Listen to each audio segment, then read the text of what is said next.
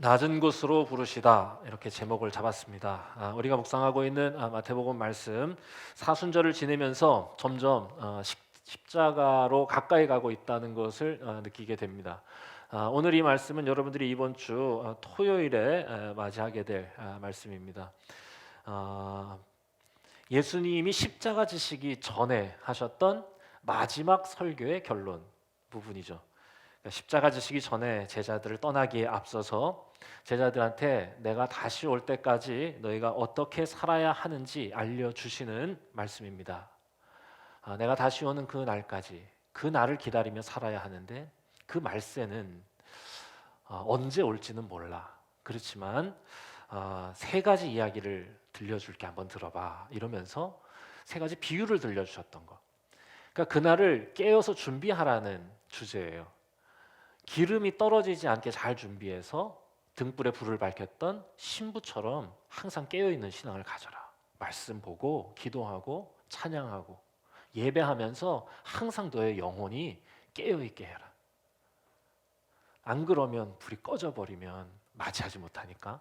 두 번째는 달란트를 받아서 성실한 최선의 삶을 살았던 일꾼처럼 하루하루를 성실하게 살아내라. 허성할 시간이 없다. 언제 올지 모르는 도적처럼 다가오는 그 날을 준비하려면 하루하루 그렇게 살아야 되는 거다. 그리고 오늘 마지막 결론이죠. 내가 다시 와서 그날 양과 염소를 나누는 것처럼, 양은 하얗고 염소는 까맣거든요. 그래서 양을 의인이라 얘기하시고 염소를 악인이라 이렇게 이제 상징하신 건데, 나눌 텐데 그때 내가 판단할 때 너희가 할 일은 이거다 라고 얘기해 주시는 부분이 바로 오늘 이 말씀. 그게 뭐냐? 지극히 작은 자를 사랑해라. 그러니까 이게 마지막 날에 주님이 오셔서 보고 싶으신 일, 그러니까 떠나시고 다시 돌아오시는 그 동안에 제자들이 살아내야 할 마지막 결론과도 같은 거죠. 마태복음은 5개의 긴 설교가 중심이 되어서 쓰여진 복음서거든요. 근데 그 긴 설교의 진짜 마지막 결론입니다, 이게.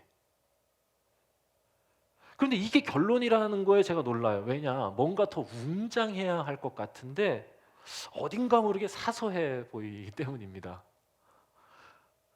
그런데 이 사소해 보이는 가르침을 우리는 어떻게 들어야 하나? 많은 가르침 중에 하나가 아니라 많은 가르침의 결론으로 이거를 읽어야 된다. 이게 핵심입니다. 그래서 곰곰이 생각해 봤어요. 그랬더니 이게 진짜 예수님의 가르침의 결론이라는 거에 저도 고개가 끄덕여지고 받아들여지게 됐어요. 이유는 뭐냐? 예수님의 초성을 생각했거든요. 예수님의 초성이 뭐냐? 회개하라, 천국이 가까이 왔다 아닙니까? 천국이 가까이 왔다가 뭐예요? 그 날이 가까이 오고 있다는 거야. 심판의 날이 가까이 온다. 구원의 날이 가까이 온다. 회개해라. 자, 마지막 종성이죠, 이거는. 천국이 가까이 오고 있다. 작은 자를 섬겨라. 여러분, 회개와 작은 자를 섬기는 것이 동의어로 여겨지는 겁니다. 왜냐? 회개는 단지 무언가에 대한 감정적 후회가 아니라고 그랬죠. 뭐죠? 삶의 전환이죠. 삶을 바꾸는 거죠. 세상에 물들어서 스스로 높아지고자 하는 삶을 살던 그 질주를 멈추고 방향을 전환하는 것이라면 지극히 작은 자를 사랑하는 것이야말로 회개의 증거가 맞습니다. 회개하라. 여러분, 회개 반성해라, 뉘우쳐라, 후회해라, 눈물 흘려라. 아니요. 아니, 그래도 그것 맞아요. 자신의 삶을 직면하고 깨닫는 거죠. 그런데 거기 멈추는 게 아니죠. 삶의 방향을 바꿔라. 스스로 높아지라고 외치는 이 세상 속에서 방향을 전환하라는 거죠. 지극히 작은 자를 섬겨라. 그러면 내가 그날 와서 그거 보겠다. 예수님이 그렇게 사셨고 예수님이 그렇게 보여주셨고 그렇게 가르치셨기 때문에 이게 진리입니다. 기독교의 가르침을, 예수님의 초청을 우리가 자꾸 복잡하게, 웅장하게, 거대하게 이렇게 만드는 건 우리가 따르지 않으려고 하는 의도가 담겨 있다고 해도 저는 과언이 아니다 생각합니다. 부디 바꾸라는 거예요. 말씀 준비하는데 한 찬양이 계속 제 입에서 맴돌았어요. 잘 모르시는 찬양일 수도 있는데 한번 들어보세요. 또 이렇게 찬양을 내니까 쑥스럽네요. 네, 그냥 가사를 중심으로 하겠습니다. 우리의 섬김이 더 낮은 곳으로, 우리의 고백이 더 낮은 곳으로 쓰러져 있는 그들을 향해 당신이 그랬듯 더 낮은 곳으로, 더 낮은 곳으로 우릴 초대하네. 함께 하자고 말씀하시네. 우리도 예수 그 길을 따라 함께 가길 원하네. 주님이 우리와 함께 하시네. 십자가 피 흘린 예수의 손으로 모든 아픔을 위로하시네. 우리에게 보여주셨네. 좋죠? 물론 제가 불러서 그렇게 음악적인 감동은 없었겠지만 가사가 그곳으로 우리를 초대하시고 그 길을 함께 가자고 말씀하신다는 거. 거기가 어디입니까? 낮은 곳으로. 오늘 우리가 읽은 이 말씀이 우리에게 전해주시는 메시지를 고스란히 잘 담은 찬양이라고 생각했어요.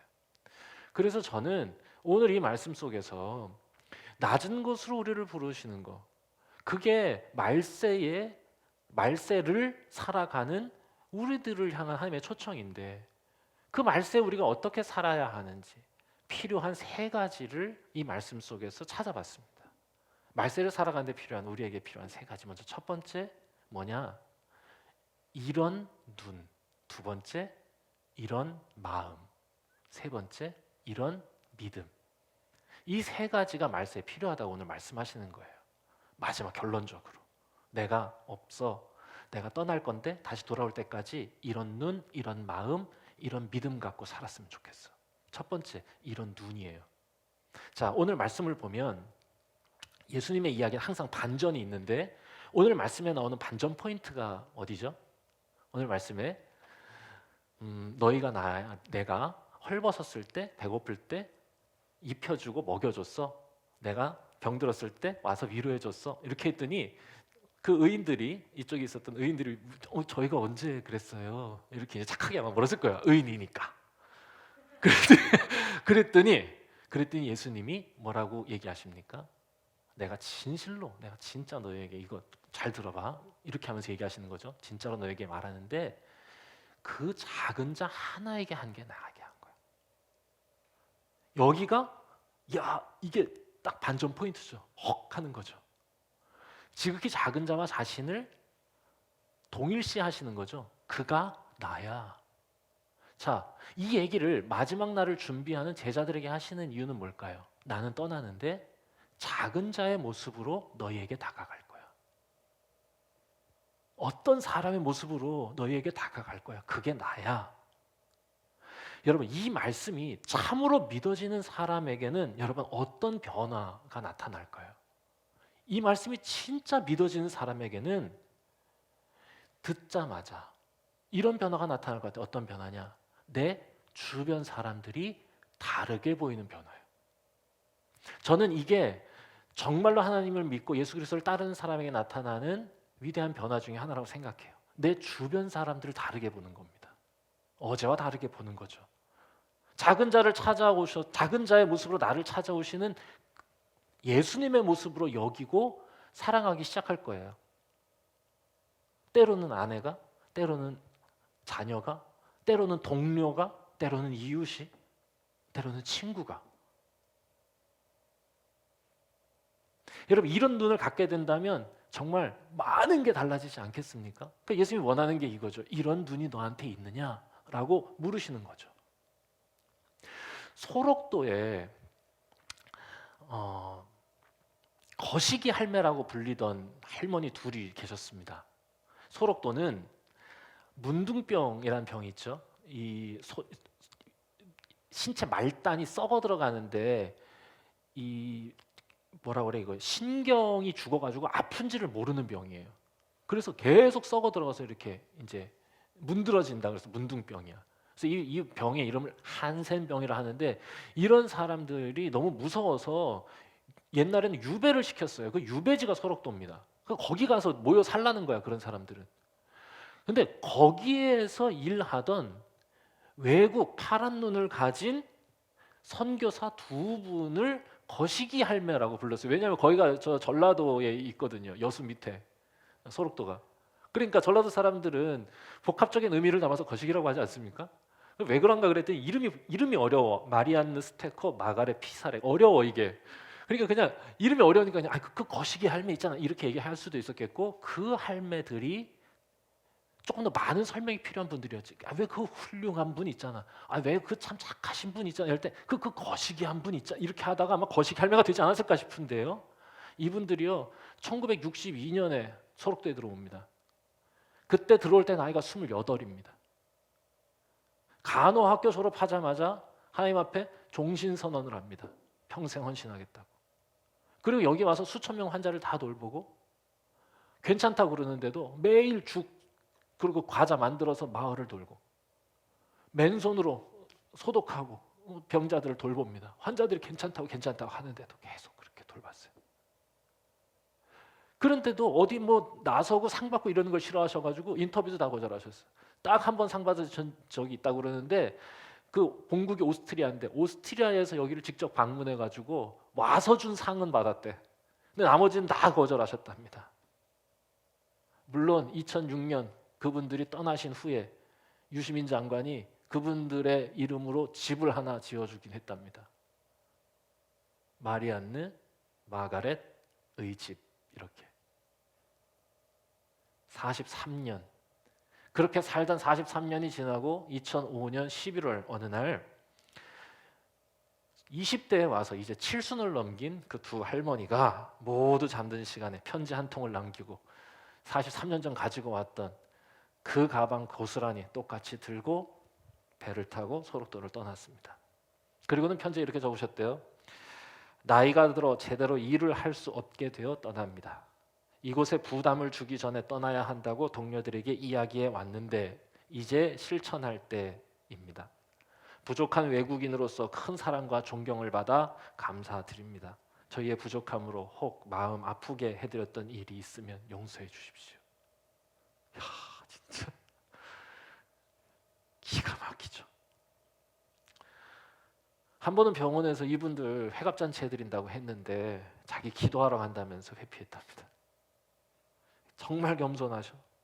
본국에서 성교비를 보내오면 환자들을 위한 우유값을 내고 또 병이 나와서 나가는 환자들한테 노잣돈을 주셨대. 지금 이제 80이 넘은 할머니가 되셔서 오스트리아 살고 계세요. 어떻게 이분들이 43년을 이렇게 사실 수 있었을까? 여러분 이유는 하나 아니겠습니까? 이 눈이 있었기 때문입니다. 자기 주변 사람을 나를 찾아오시는 예수님으로 보는 눈이 있었기 때문에 그래요. 그분들을 만나는 게 예수님 만나는 거라 믿지 않으면 이렇게 살 수 없어. 또 유명한 분 한 분 소개하겠습니다. 이태석 신부님이라고 있어요. 꼭 10년 전 울지마 톤즈라는 영화가 개봉됐습니다. 톤즈는 울지 말라고 했는데 우리는 모두 울어버리게 된 바로 그 영화. 2000년에 38살 의사가 신부로 서역하고 수단 남부의 톤즈라는 동네에 선교사로 파송됩니다. 주변에 친구들이 부모가 만류했어요. 야, 우리나라에도 오지 마는데 굳이 거기까지 가야 되냐. 그때 이태석 신부가 가야 하는 이유로 제시했던 말씀이 오늘 본문입니다. 지극히 작은 자에게 한 것이 내게 한 것이라 했는데, 내가 가본 곳 중에 제일 가난한 곳이 톤즈다. 다른 데가 더 가난한 데 있는지 모르겠지만 적어도 하나님이 나에게 가보게 하신 곳 중에 제일 가난한 곳이 거긴데 아무도 안 가려 하니 나라도 가야 하지 않겠습니까? 이러고 가세요 거기에. 그리고 그거 주민들한테 의사로, 음악 선생님으로, 건축가로, 선생님으로 엄청 열심히 일하세요. 병원 하나 지었고 아침부터 밤까지 하루에 200명에서 300명을 진료합니다. 그것도 모자라서 80여 개 동네를 순회하면서 방문했고 학교를 세워가지고 브라스 밴드 만들고 아이들에게 음악을 가르쳤어요. 유일한 이방인으로 그곳에서 살면서 혼자. 그렇게 10년이 지났는데 이게 웬일입니까? 한국에 잠깐 들어오셔서 건강검진 하셨을 때 대장암 말기가 나오셨어요. 안타깝게도 2010년 돌아가셨습니다. 손 쓸 수 없어서. 이 소식을 그 수단에 전해주는 장면을 담은 다큐멘터리 영화가 울지마 톤즈거든요. 근데 이 얘기를 전하러 갑니다. 10년 동안 이방인이 와서 아무도 없는 곳에서 거기서 살았던 그냥 한 사람의 죽음을 그곳에 와서 전하는데 사람들이 우는 거예요. 그게 너무 감동이 돼. 막 울어. 근데 이게 우는 게 신기한 게 그 수단 톤즈 사람들은 안 운대요. 어려서부터 학도병으로 거기 내전이 심하거든. 그래가지고는 어려서부터 군인으로 길러져서 우는 거를 부끄럽고 수치스러운 걸로 여긴대. 그러니까 애들이 그 얘기를 듣고는 가만히 이러고 서 있어요. 그게 되게 놀라워. 그러다가 도저히 못 참겠는지 애가 이렇게 돌아서 가지고는 나무를 이렇게 나무에다 머리를 대고 이렇게 30분을 울어. 그 장면에서 나도 막 엉엉 울었어. 그게 왜 그럴까? 위대한 삶 때문이죠. 그분이 보여준. 그분은 어떻게 그렇게 위대한 삶을 살 수 있었을까? 여러분, 이유가 다른 데 있겠습니까? 이 눈이 있었기 때문에 그래요. 그러니까 그 사람들이 다르게 보인 거죠, 이분한테. 여러분, 이게 마지막 때를 살아가는 진짜 우리한테 필요한 거 아닙니까?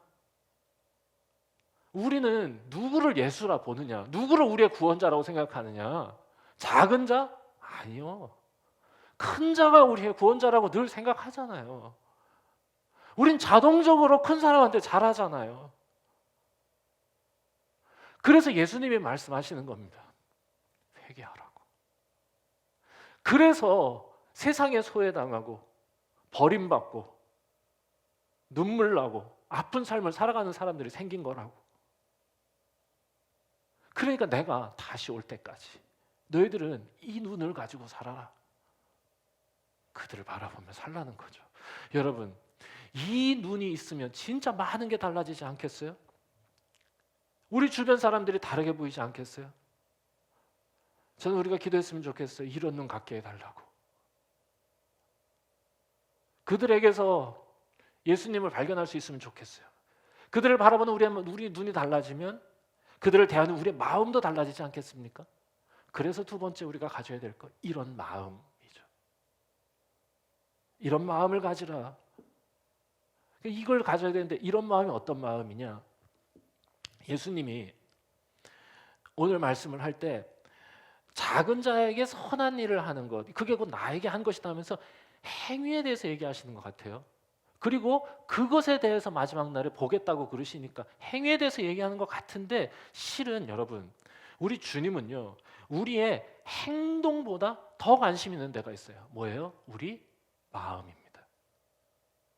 오늘 말씀 자세히 한번 보세요. 흥미로운 점이 있는데 행동에 대해서 얘기하시고 그 행동을 판단하시겠다고 하면 행동의 양과 횟수, 빈도를 따져 물으셔야 됩니다. 그런데 그걸 묻지 않으세요. 한 번이라도. 그거에 관심 갖지 않으시고 얼마나 몇 번이나 약자를 돌보았느냐가 아니라 얼마나 너의 삶이 그러한 삶을, 그러한 사람들을 향하여 있느냐라는 마음의 문제를 다루고 계신다는 겁니다. 그래서 이야기의 구조를 기승전결로 가지 않고 대조하는 구조로 가신 거예요. 약자를 돌보는 의인, 약자를 깔보는 악인. 뭐가 중요해요? 마음입니다. 그래서 이렇게 물으시는 거죠. 너는 어느 편에 있느냐? 얼마나 많은 행동을 했느냐? 그게 아니라 너 마음이 어디 있느냐? 여러분, 이게 우리 하나님이 우리에게 전해주시는 가장 위대한 질문 아니었습니까? 창세기 첫 하나님의 질문, 인간에게 던지시는 Where are you? 아이에까 어디 있느냐 너? 선악과를 따먹은 아담과 하와에게 물으셨던 질문이 이겁니다. 너 어디 있느냐? 너 마음이 어디 있느냐? 행동을 문제 삼지 않고 그 행동을 야기한 마음에 더 관심이 있어요. 이게 마지막 날에 내가 심판하는 기준이라는 겁니다. 그 마음을 보시겠다는 거예요. 세상이 온통 높아지라고 말해도 부디 너희는 낮은 데 마음을 두며 살기를 힘쓰라는 겁니다. 그런 마음을 가지라는 거예요. 낮은 데 마음을 두기를 힘써 보라고. 낮은 데 마음을 두려고 힘쓰지 않으면 우리는 자동적으로 높은 데 마음을 두고 살아가요. 높아지고 싶고 힘을 갖고 싶고 누리고 싶은 마음 없는 사람 어디 있습니까? 다 그렇죠. 높아지면 안 되고 힘을 가지면 안 되고 누리면 안 된다고 말씀하시는 게 아니에요. 하나님은 우리가 그렇게 되기를 바라십니다. 여러분, 우리가 높아지기를, 힘이 있어지기를, 우리가 성공하기를 바라세요. 그런데 왜 낮은 데 마음을 두라고, 그걸 왜 힘써야 하느냐?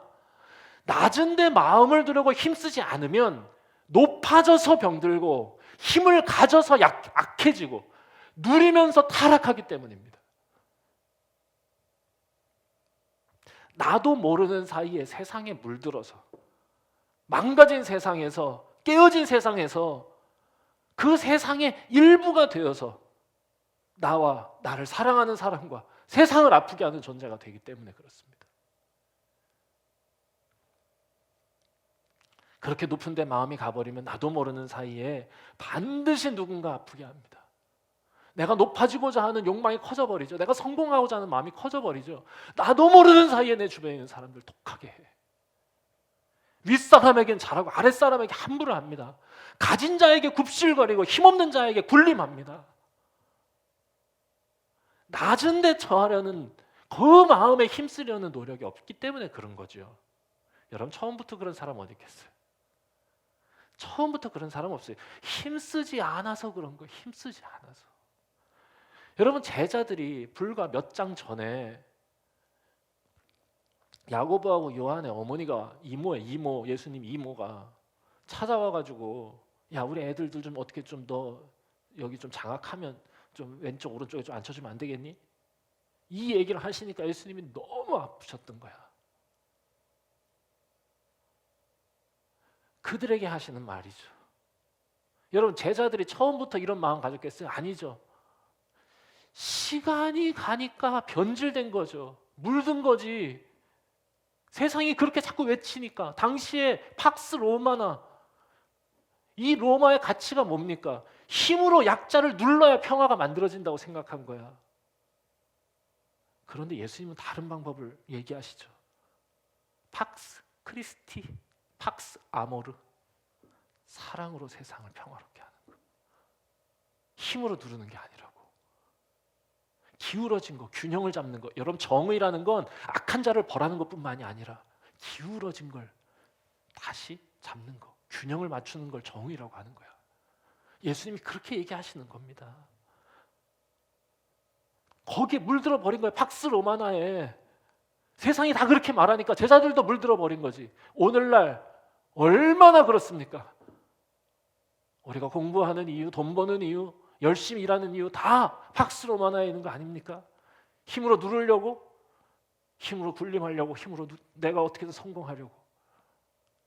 그래서 우리에게 더 필요한 거야, 이 마음이. 낮은 데 마음을 두라고. 사울왕도 보세요. 처음에 얼마나 겸손했는지 몰라. 사무엘이 와가지고 기름 부으려고 그럴 때 어이구 저 너무 작은 자라고. 처음부터 변질되지 않았어요. 시간이 지나니까 자기도 모르게 그렇게 된 거예요. 스스로 높아지다 못해서 하나님마저도 무시해버리는 자가 된 거 아닙니까, 사울이. 이 일에 힘쓰지 않으면 예외 없어요. 그래서 저는 우리가 교회로 모이는 이유가 여기 있는 것 같아요. 이 일에 서로 힘쓰도록, 세상에 물들지 않고 서로에게 물들도록 사랑하는 공동체.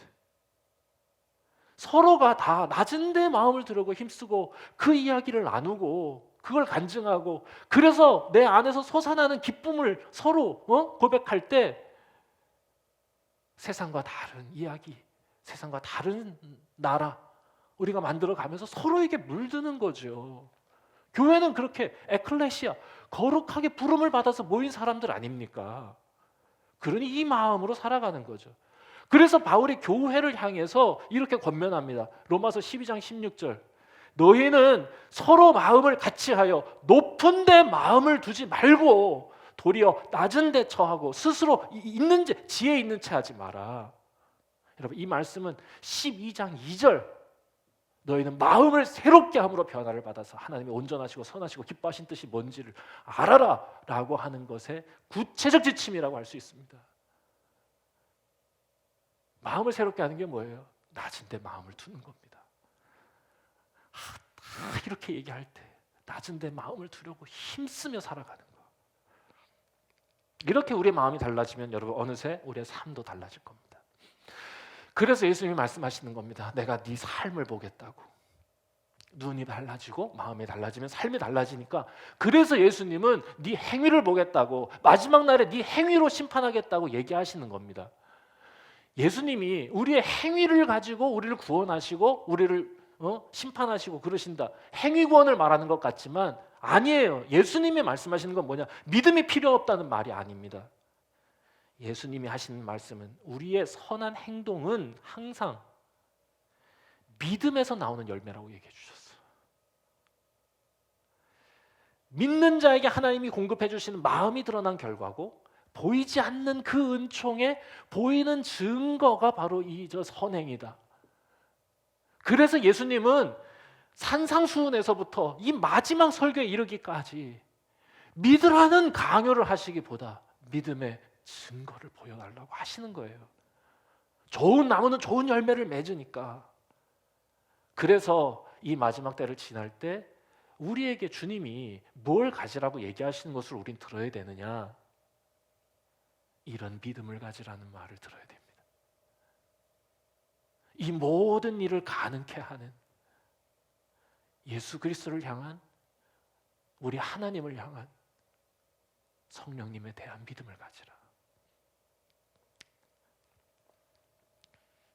믿음보다 행위가 중요하다고 말하거나 행위보다 믿음이 중요하다고 말한다면 그거는 성경을 모르는 사람입니다.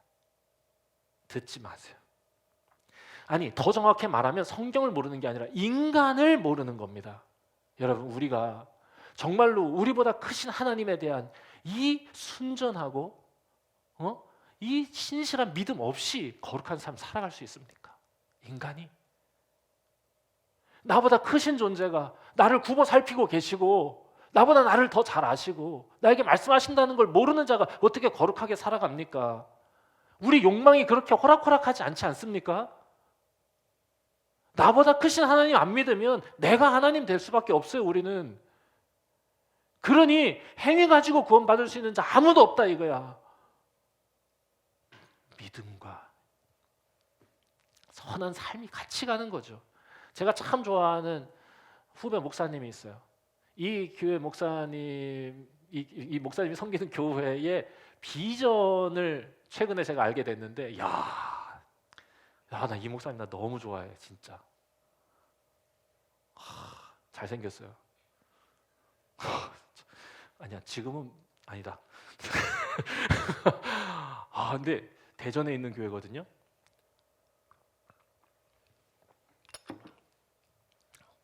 제가 예전에 설교에 한번 얘기했던 분인데, 제 후배지만 제가 선생님으로 모시는 분이 한 분 계시다. 96학번에 이창호 목사님이라고 있다. 한번 얘기했어요. 이분이 섬기는 교회의 비전이야. 이 질문에 이 대답이 될 것 같아요. 들어보세요.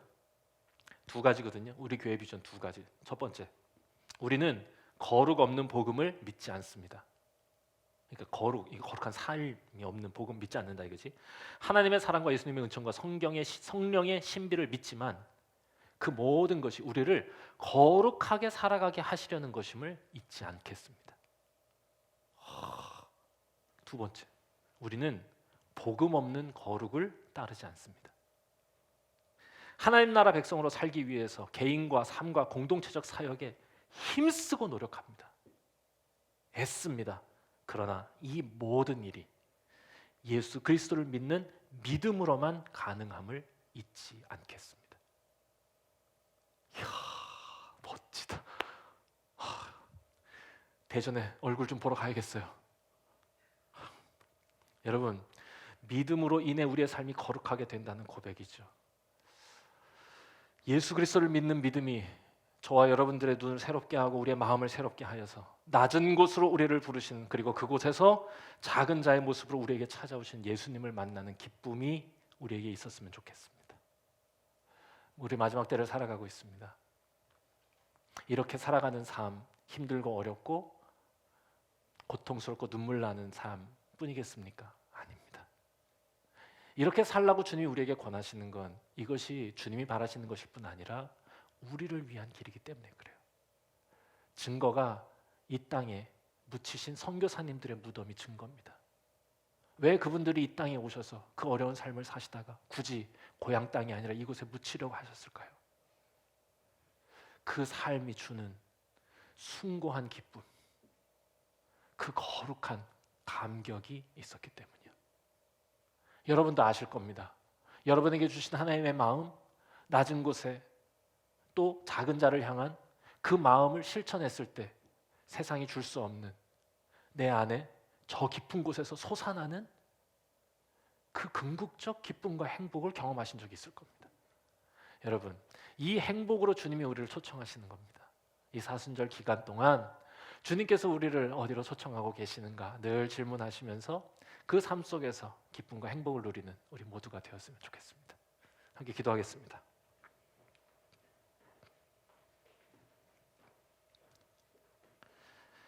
낮은 곳으로 우리를 부르시는 주님의 음성을 이 사순절의 기간에 듣습니다. 점점 우리를 위해 피를 흘리신, 우리의 죄책을 씻어주시기 위하여 십자가에서 피를 흘리신 그 숭고한 사랑의 순간으로 가까이 다가가고 있음을 느낍니다. 그곳을 향하여 가시는 주님의 발걸음 우리도 따라가게 하여 주시옵소서. 이 길 함께 가자고 낮은 대로 우리를 부르시는 그 하나님의 음성에 우리 응답하면서 이런 눈을, 이런 마음을, 이런 믿음을 가지고 살아가는 우리 모두가 될 수 있도록 주여 축복하여 주시옵소서. 예수님의 이름으로 기도합니다. 아멘.